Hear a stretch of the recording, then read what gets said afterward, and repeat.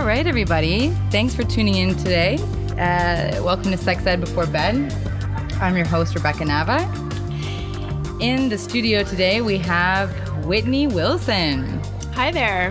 Hey, Whitney. Whitney and I actually went to high school together, but we're in different years. Yes, we did. Yeah, we have a vague recollection that... Passing in the hallways at some point. Yeah, at some point that happened.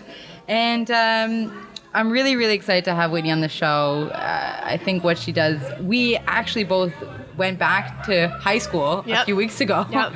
And to basically... it was a gender equality conference.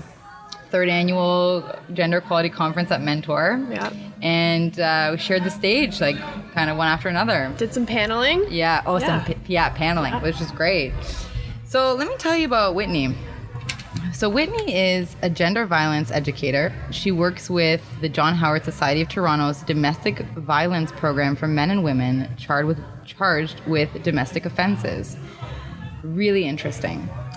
So what she does is she uses a psychoeducational programming that's aimed at tackling the belief systems of individuals that engage in abusive behavior to promote change in healthy relationships. Wow. Okay. There's more to her bio. We're going to get to the second half of her bio a little later. But Whitney, can you just kind of tell us more informally what you do? Sure. So a big part of my job is meeting with individuals that have been charged with domestic violence and starting to break down some of the belief systems that they hold, some of the belief systems that they might not even be aware that they hold, and how those belief systems might impact their behaviors, often abusive behaviors that come out and end up being charges. Yeah. And so part of what we do is try and question and challenge some of those biases and stereotypes that kind of creep into our belief systems over time, and provide kind of positive coping mechanisms and skills so that they can go on to have healthier relationships and remove the abusive behaviors from their relationships. Wow. Yeah. Interesting. Do you think that for most people that you work with, do you think it's the first time they've ever done that kind of thinking? I think certainly, because it comes as kind of a surprise when we start challenging. It's very easy to say, I threw something at my partner because I was angry. But when you start peeling back kind of the layers of that, well, what were you trying to do? Oh, you're trying to make them be quiet. And why were you trying to make them be quiet? Because you can't communicate when someone's yelling. And domestic violence is rooted in power and control.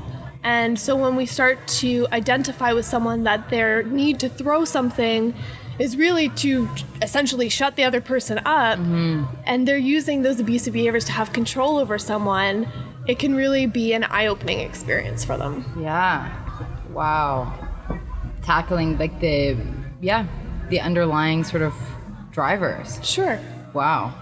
And it's surprising to see how often we kind of write off our abusive behaviors as being kind of a gut reaction to someone else, when really there's a lot of precision in the kind of abuse we choose to use. An example, I've had individuals come in and say, I threw a plate, but they chose specifically not to throw it at that person. They threw it beside that person. Okay, so what were you trying to accomplish there?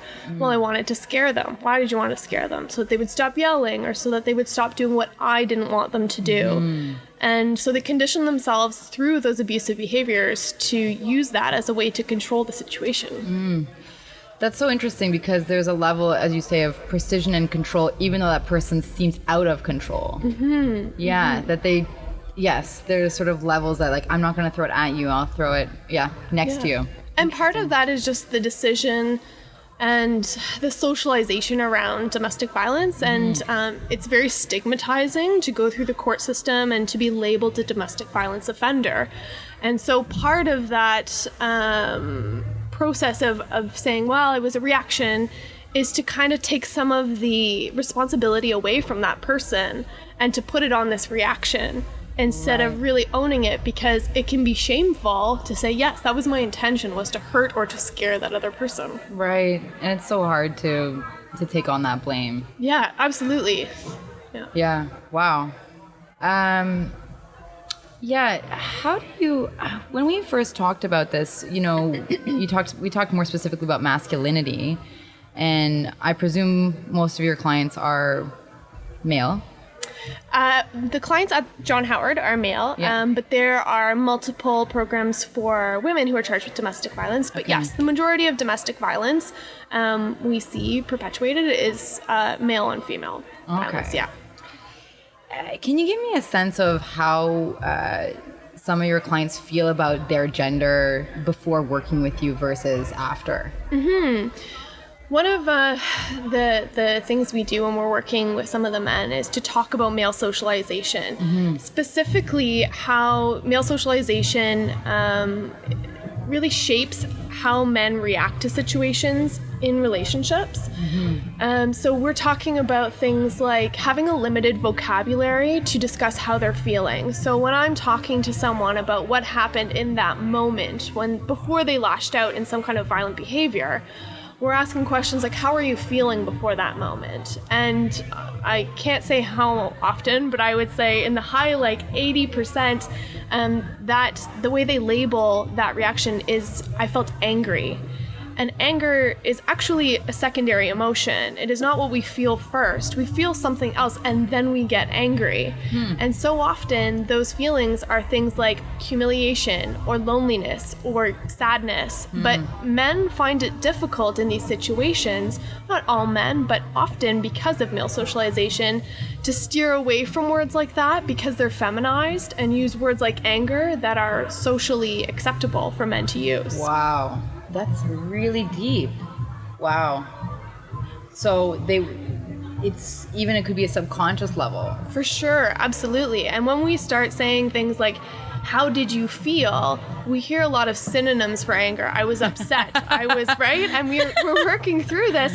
And then when we kind of pull the words out, it's really an emotional experience for a lot of people because they don't feel comfortable in saying to their partner at times, I felt really lonely that you went out tonight and didn't tell me that you were going out and I was going to be here by myself. But instead I voiced that or I acted out in anger because I didn't feel comfortable sharing that. So it can be a really powerful tool for them to be able to use kind of I-messaging and identify those feelings to make kind of healthier communication in their relationships going forward. Wow. So, and so things like humiliation or loneliness are more associated with women. Yeah, certainly. We do a lot of work around what are women supposed to be like? What are men supposed to be like? There's a great TED Talk by Tony Porter called The Man Box, talking about this tough outer exterior, and men are supposed to be providers. They're supposed to be tough. They're not supposed to cry. What's a man supposed to be like? And then on the flip side, what's a woman supposed to be like? And they identify in group things like nurturing, accommodating, mothers, demure, and all of these things. So they know that it's there. It's been socialized into them. But to see how it relates to themselves and their relationships directly is a little more difficult. Oof. How do you go about tackling that? You say you use a psychoeducational approach. Can you tell us more about that process? Yeah, so a psychoeducational approach just means that there's a little bit of education and then there's some empowerment. So we're taking the education, we're giving them the tools so that they can take those tools and use them in their relationships in an effective way. The other components of that is really breaking down those belief systems and seeing how their family of origin might have impacted those belief systems, and taking all that information together and saying, okay, now you have the tools and you understand what you did last time and what you can do this time or next time. And what does that look like? And so they'll often create their own plans for how they're going to respond to situations that they have identified as being triggering, and then kind of use some positive thinking and some self-talk to walk themselves out of situations they find overwhelming. Wow, I like that. I like the plan. Yeah, you need to have a plan. Yeah. Because, we use examples all of the time, but I say, if you know going to your mother-in-law's house is a trigger for you, and on the way there, you're negatively self-talking, this is going to be awful, I'm going to hate this, when you get there, whether it's good or bad, you're going to have a lot of negative energy, and you need to plan what you're going to do with that. Are you going to take a walk? Are you going to communicate with your partner? Are you going to change that negative self-talk so it's positive on the way there? It might not be so bad. The kids get to see their grandmother, all of these things that really help regulate our emotions. Yeah. It's like creating different neural pathways or something like that, because this is like habit, you know, you're trying to break habits that aren't working. Definitely a reframing. Whew. Well, I suppose my next point is something that you've already alluded to, but you know, overall, what are some of the factors that are contributing to domestic violence? Well, I think it comes from a lot of different pieces. Certainly, we see people who have experienced some negative modeling in their life from the very beginning that has contributed to their belief systems, to how they behave and react in situations. I've given the example to clients that we've heard the saying wearing rose-colored glasses, and when we go into relationships, we're often wearing these frames in front of us of our parents' relationships, or the relationships that have been around us, and are those examples helpful or hurtful to us? And so sometimes we have to lift kind of that veil of beliefs and see, okay, how can I do things differently so that I don't have these negative outcomes, and kind of dissecting how that plays into things. Okay, so you're saying that we sort of put some of the relationships that are around us on a pedestal, even though they might not be the best examples. Yeah, and even things that maybe we see as problematic, but they're habitual. We bring into our relationships a whole bunch of biases, whether they're gender-related or non-gender related. My partner himself would consider himself a feminist, but anecdotally, when we got married, we were going to send out thank you cards, and his thought was, well, isn't that your job? You send out the thank you cards, right? And I was like, no, there are no gendered jobs. Like, this is not, right? Like, that's something that's just a bias, a stereotype, something we bring in. And then when they happen, we have to stop and question them and say, why is it that my instinct was to think that this is a woman's job? And we see that all the time in really stereotypical fights about who made dinner, or you know, who's picking up the kids, or who should stay at home. So many of our conflicts in relationships are gender-based. Wow. Interesting. It's sort of like we're all trying to be engaged in reinforcing old tropes. Yeah, it's hard not to. Yeah, we're all part of this process. Yeah. Oh, that's so intense. Wow. This is a kind of rudimentary question, but I guess I just wanted to bring it back to the basics, which is, how is like domestic violence actually defined? Well, I think that when we talk about domestic violence generally in media and in our regular lives, we think a lot about physical violence. Yeah. And domestic violence is so much more than that. Power and control, and the way that we abuse other people to have control over them, can be anything from significant financial abuse, emotional abuse, mental abuse.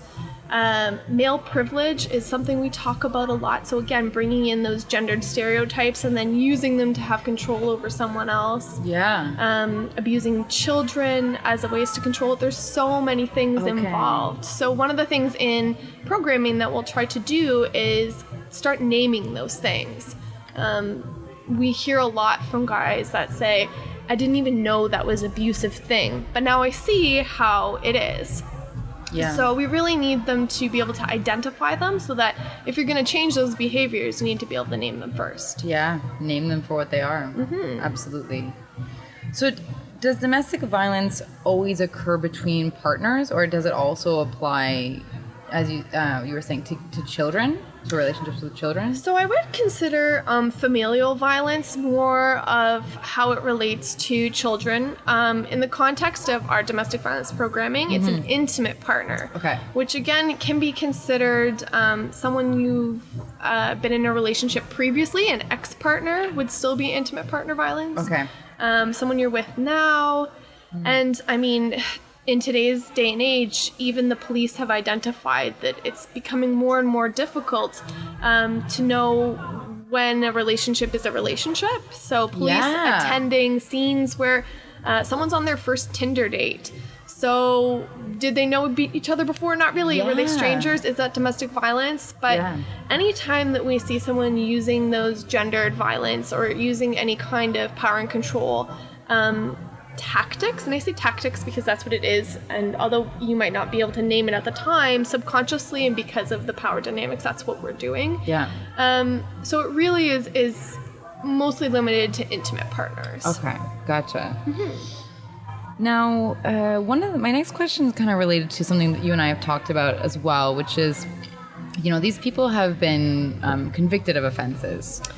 Not convicted necessarily. Convicted. Some of them are diverted through the court system as an earlier intervention for domestic violence. Yeah. Okay. Charged. Charged. And if they're charged, do they have a criminal record? Not necessarily. Okay. No. Okay. And some of them do have a criminal record, and some of them don't. Yes. Okay. We were talking a little bit about what sort of things happen when someone has a criminal record and how it can be a real barrier to re-entry into society. Yes, absolutely. So my next question is, what do you wish were different in terms of the justice system? We need another podcast for that topic specifically. Yeah. Our justice system has a lot of work that needs to be done. The court process, there's a lot of stuff happening in the media right now where there's not a lot of resources. There are people that are coming through the court system and into domestic violence programming who are in crisis, and their families are in crisis. And sometimes that's a really good thing because crisis can breed opportunity to change family dynamics. But at the same time, there's not the resources from a social service perspective to support those individuals. It can get really messy, and it can become a safety concern because individuals that are precariously housed, they're not living at home, their source of income has changed, they don't have access to their children, they're on some kind of bail order that doesn't allow them to have contact with their partner. That can be a very dire situation for someone. And without the proper counseling and support, it can put the victim further at risk because we know that a victim is most at risk during separation, the first separation. Okay. And that most incidents of domestic homicide are related to some kind of separation after abuse. Oh. So it's really important that when we're thinking about the justice system and interventions when it comes to domestic violence, that we think of how our lack of resources can impact all the parties involved. Wow. I'll share a little personal story of mine. I'm sure some of the listeners have had maybe this happen to them, unfortunately, that I heard a domestic violence situation happening, and I called the police, and by the time the police came, the person who was attacking the other person had left, and I overheard the conversation between the police and the victim. Yeah. And, she just brushed it off, it's, so I'm curious about the victims, because I think, my assumption is that there's a pattern of history with the victims too, that they maybe, my understanding is that sometimes it can also be like if their parents were victims, or I'm not sure exactly what factors sort of play into someone feeling like it's okay that this is okay. Yeah, absolutely. I think that we talk a lot about in programming, we do some talk about the children witnessing domestic violence abuse and how that impacts them. And that a common motto that's been thrown around is that when we engage in domestic violence in front of children, we're raising abusers or we're raising victims. And that children, when they see those behaviors, are either going to go on to mimic them, or they're going to go into unhealthy relationships where they see this as normalized. They see violence as being a way that communication can be made. Right. And it can be really, really problematic. And we see that in, often our clients have noted that their parents were abusive or that they were themselves abused as children.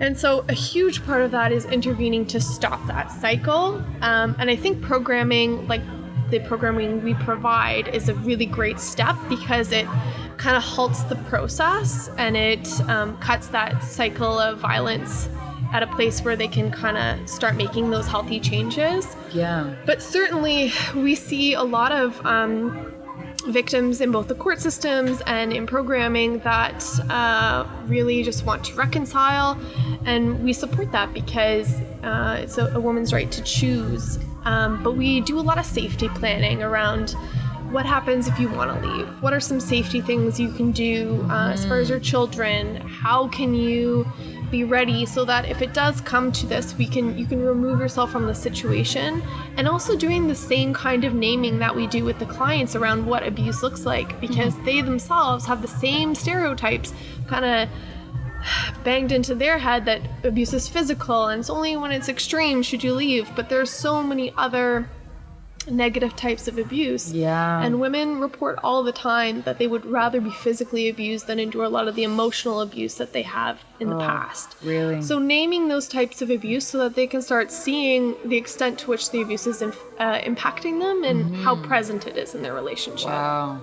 That's very profound, you know, that it's like they would prefer physical in some cases to some of the other forms that are, you know, less obvious. Yeah, it's heartbreaking. Yeah. And we know that reported domestic violence is significantly less than the actual prevalence. And so a lot of what we need to do as a society, as Canada, as, you know, in Toronto, is talk more about what domestic violence looks like and how you can remove yourself if you choose to, and how you can be safe in a relationship so that everyone involved knows when it's happening. Yeah. Do you think that responsibility falls on, you know, like the provincial government or federal government, or, you know, each of us as individuals, or? I think it definitely has to be like a unilateral approach. Yeah. A lot of what we hear from the clients in group at the end, because, you know, after sessions and sessions of this kind of reframing of their beliefs, they start asking questions about, you know, why wasn't I taught this in high school? Yes, that was so profound when you said that to me, that's a question that they ask. Yeah. What do you think that they're feeling when they say that? I think, I mean, at this point in the game, near the end, they're starting to take a lot of responsibility for what happened. But when you start taking responsibility for your belief systems, you start realizing that your belief systems are informed by a lot of different things, like your society, like your community, like your family of origin, like the media. And so as much as you take responsibility, I'm proud when they ask those questions, because it means that they're thinking about how it can change. And we talk to them a lot about, you know, we have clients that come in and say, yeah, my brother and my neighbor both came and did the domestic violence program, and they never talked to me about it. And would that have changed things for me if they had shared that knowledge? Right. But again, it comes back to male socialization and that shame. Do I want to be kind of labeled as a domestic violence offender? And so maybe I keep it to myself. Yeah. Is there anything that you see in mainstream media that you see as a glimmer of hope for progressive male socialization? I don't know about mainstream. We are seeing a lot more men in mainstream media declare that they are feminists. I mean, that in itself can be problematic because there's that claim to begin with, right? It's important that we have allies in men. Yeah. But I think that the conversations are changing. There's a really fantastic gender violence educator, Jackson Katz, who has a video that we show in one of our programming called Tough Guys. And he does a really excellent job of reframing the conversation as a men's issue instead of talking about domestic violence as a women's issue, which it often is, which really takes a lot of the weight off of men from having to have those conversations with their children, and own the issue. Yes. And it really just says, women are impacted by domestic violence, so let's talk about that. But men are the predominant perpetrators of domestic violence and of male violence in general. So men are also the primary victims of other males' violence. Oh, right. So you mean like violence of men between men? Yeah, and then absolutely. also between men and women. Yeah. That's really fascinating. I think,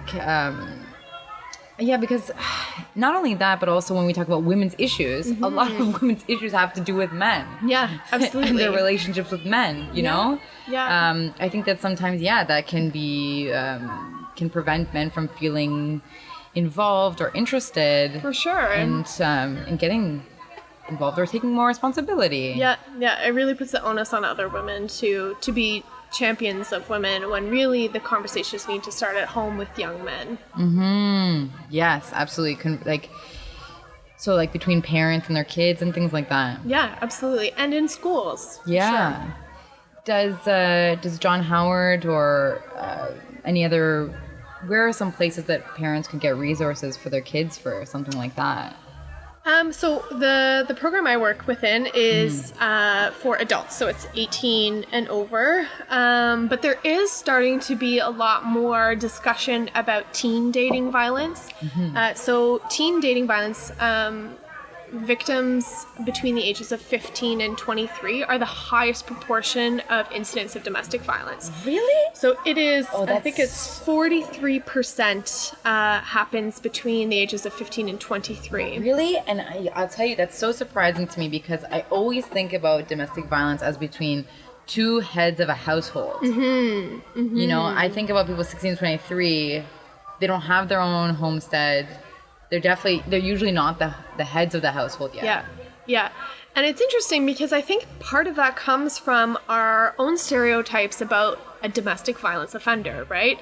We see someone who wants dinner on the table right away and is wearing the white tank top and is right? Like there's these kind of tropes, like you said, about what that looks like. But in this day and age, we have so many teenagers with access to a lot of technology that breeds a lot of domestic violence and control factors. So things like controlling someone's access to their cell phone, sending threatening messages through social media. And more often than not, we're seeing young people come into the criminal justice system with using someone's private photos or sexualized photos, and using those to control them and who they see and their relationships, and like child pornography and like that. Exactly. So I think that it's probably, as far as teens and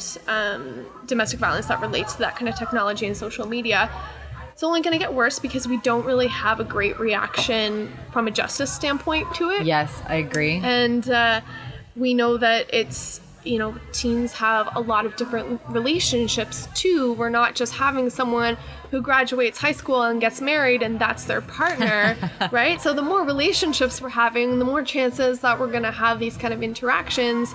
And we're not preparing teens for dating violence. We're talking about just scratching the surface of what sex and sexuality looks like. And I mean, maybe just now gender and how that is different, but it really isn't covered well in the education process. Yeah, I agree with you. I like being a sexual health educator, there's not even enough time, to scratch the surface of a lot of different things. And getting into those kinds of discussions would be so meaningful. And it throws me because then you're learning things like parabolas, which is meant for an engineer building a bridge. And I understand it's supposed to be some kind of practice to get your gray matter going. But at the same time, let's be pragmatic about what we give young people, the tools that we're giving them to go forward in their life.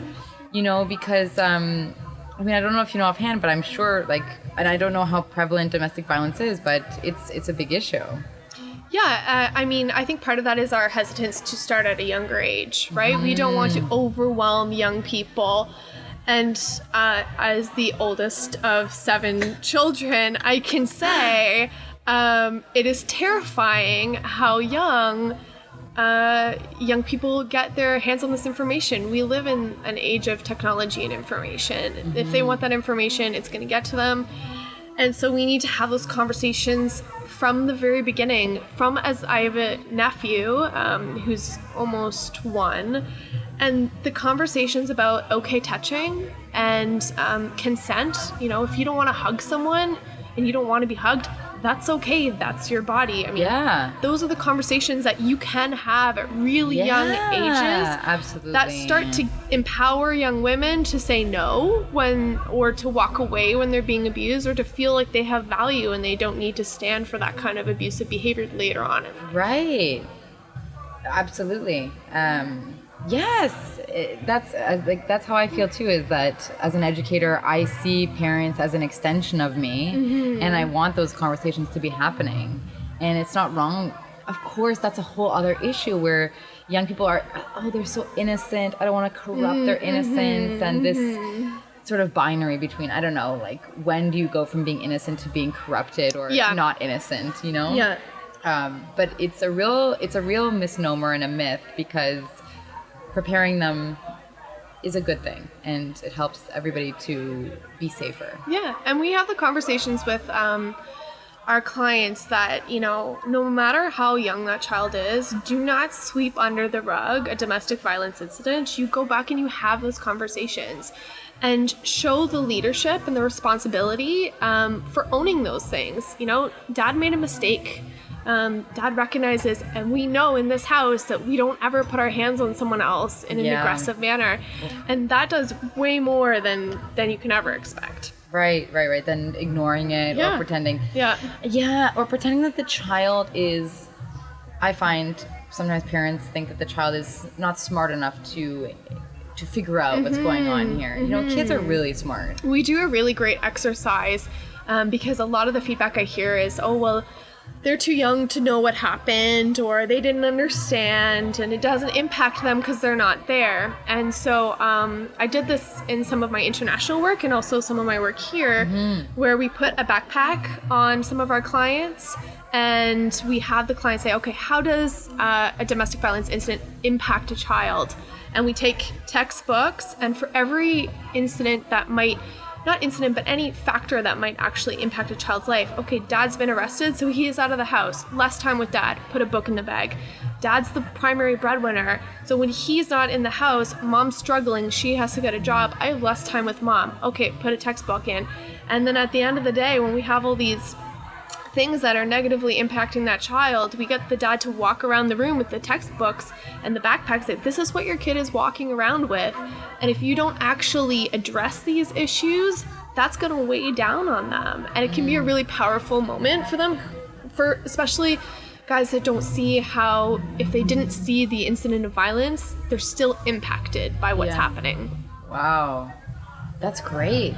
Yeah, we try and do some hands-on stuff. That's great. That's great. As a sort of visual kinesthetic learner myself, I'm a big fan of visuals and experiential learning. Oh, me too. Yeah. So I wanted to talk briefly about your experience abroad, but first one of the questions was, what kind of things actually influence the approach that you take educationally? Is this all based in peer-reviewed literature, or stuff that's been done in other countries or provinces? So the primary approach that's most well known is the Duluth model, which is partially what our model is based on. A swift and significant approach to domestic violence. So not just do some counseling, which is why it's part of a criminal justice intervention.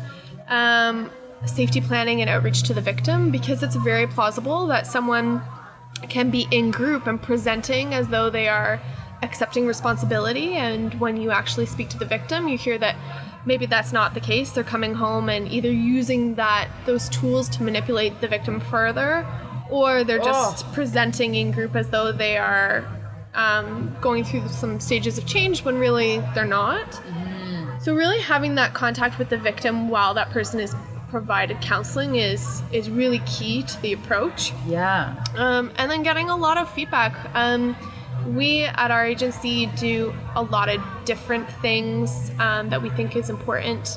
We have done a lot of not primary research, but research of peer-reviewed journals of the impact of shame. So we know that shame can be a really powerful motivator. It can be a really great thing because when we feel ashamed, we know we did something wrong. But also it can continue into further violence. So if I feel ashamed and I feel like I'm being judged because of my actions, I'm going to start maybe becoming defensive. And if I feel defensive, I'm going to start looking for people to blame for why I feel that way. And that usually comes into more anger. And that anger, if not dealt with appropriately, becomes more abusive. And this gets even more complicated when we know that domestic violence escalates over time in order for it to be effective. Yeah. And so really like focusing in on having time for the guys in group to talk and share about how they feel ashamed or how shame has impacted them can be a really peer supportive environment for other guys that are in the same position. Wow. And I think that that's a really huge part of what makes our program effective. Yeah. Yeah, I mean, even just from my own perspective, shame is so difficult to deal with. Yes. It is so difficult to deal with. It's so hard to admit to. Yeah, it's kind of hard to know what's the proper, what's the right coping mechanism to deal with one's own shame or things like that. You know, on my better days, I'll use journaling or, I don't know, exercise or going for a walk, which I think are sort of, I don't know, I guess the most common things people think about. Absolutely. But it's interesting because emotions are very powerful. They go from this like thought process to like sometimes physical manifestation. Yep. And of course, I think we as people want to distance ourselves from things that don't feel good. You know? Yeah, it's so natural. And then pair that with socialization of gender, right? And you're thinking, I feel horrible. I can't talk to anyone about it because I feel ashamed. And so I'm just going to bury that, and it festers. And so to provide the environment and a safe space where people can say, what happened made me feel really ashamed. The fact that my mom had to bail me out of court, the fact that my neighbor saw me being arrested, the fact that my children had to witness that. I feel really ashamed about that, and be able to have that conversation in a safe space is really the beginning of starting to kind of chip away at that in order to have a healthy sense of guilt, and then use that to motivate positive changes. Yes. All right, so that is fantastic. Whitney, I want to move into the other part of your bio, which it just really never ends. So I want to just read the other half.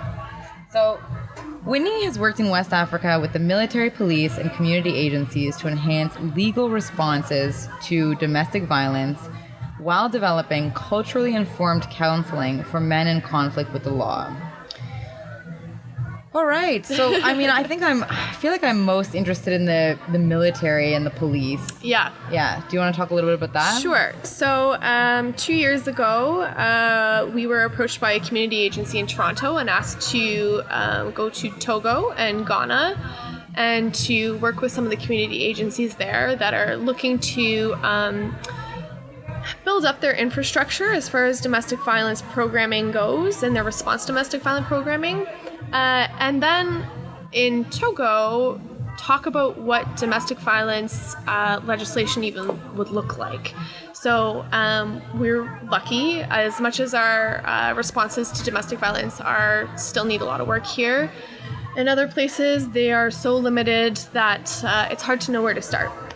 So I went there and I met with some judges and some lawyers, the military and the police, to start talking about what a response to domestic violence could look like. I underestimated how difficult that would be because we make a lot of assumptions about what our resources are. For instance, in Togo, if you require a rape kit, you have to pay for that rape kit, and a rape kit is required to press a charge of sexual assault. Wow. Most people don't have the means to buy a rape kit. They don't have patrol cars, so calling a police officer to your house isn't a possibility. If you want your husband to be removed from the house, you have to pay a taxi to bring him to the police station. So there are huge barriers. Not having a shelter system for women to go to, and not having even a law specifically for domestic violence is just kind of the beginning. This is the beginning. Yeah, so we went and we talked a lot about gender violence, and we found that it was difficult because there were a lot of people in that room who presented as though they wanted gender equality, when in fact what they wanted was to deal with serious cases of domestic violence but not change any of the traditional gender roles they held that were problematic. Oh, tough. So we did a lot of work, but it was almost like facilitating a regular program. For them. Yeah, it was like very, very rudimentary, like this is what the different types of domestic violence is. And it's really important that as a white woman from a Western country coming into another space that is not my own and that I do not know enough to make any kind of cultural judgments on, that we make sure that response to domestic violence is culturally appropriate and informed. Talking about financial abuse is a really difficult thing when there's no such thing as having a joint bank account, when women are not entitled to own land, if your parents pass down land to you and your husband passes away, that land goes to his brother. So having those conversations requires a lot of cultural examination and discussions about how far they want to go. Wow. That's, how long were you there? I was there for 3 weeks. Yeah. I wasn't with the military the whole time. We also went into remote villages to work with chiefs because they essentially act as the facilitators of justice within their own villages. Mm-hmm. And on the day that we had gone to do this remote facilitation, one of the chiefs had actually had a woman killed that day in their village. Oh. And they were looking to develop a response, but also to gain some techniques on safety planning. But again, like, we have those gender biases and cultural biases. I remember we had a really great conversation about how we can react differently if dinner isn't on the table when we want it to. And they were really into it. And one of the chiefs says, well, maybe we can buy something for dinner. And another one was like, maybe we can wait a little longer for dinner. And finally, the last chief was like, maybe we can help her make dinner. And all of the chiefs were like, whoa, like, hold on. Don't go that far, right? So it was a lot of times like 2 steps forward, 1 step back. But a lot of really incredible agencies, JF Today in Togo, who's doing incredible work, safety planning, and really trying to move things forward within their own government system. Wow. Whitney, we could have another whole podcast with you. It has been, your work is really inspiring, and it was a real pleasure to meet you, and I feel like I'm just so glad that we presented alongside each other so that this could happen. Yeah. And thank you for sharing your experiences with us. It's my pleasure. Thank you so much for having me. No problem. And all the best. Keep it up. Thank you. Bye.